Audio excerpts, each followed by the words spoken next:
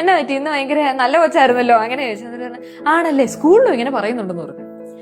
അപ്പൊ ഞാൻ എന്നാ എന്തോ ഒരു സംഭവം. അപ്പൊ എന്റെ ഉള്ളിലൊരു സാധനം തോന്നി, ഇനി തൊട്ട് വൈകുന്നേരം കുരിശ് വരയ്ക്കുമ്പോഴേ സ്തുതി കൊടുക്കുന്നതിന് തൊട്ട് മുന്നേ ഇവരപ്പനും അമ്മയും മോനും ഇവര് 3 പേരും കൂടിയാ ജീവിക്കുന്നത്. അപ്പം ഞാൻ പറഞ്ഞു അപ്പയും അമ്മയും കൂടെ അവന്റെ തലയെ കൈ വെച്ച് പ്രാർത്ഥിക്കാൻ പറഞ്ഞു. തലയെ കൈ വെച്ച് പ്രാർത്ഥിക്കാൻ പറഞ്ഞു.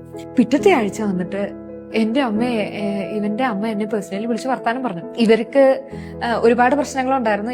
ഇവന്റെ ഈ സ്വഭാവം ഇവരെ വല്ലാതെ അലറ്റിയിരുന്നു.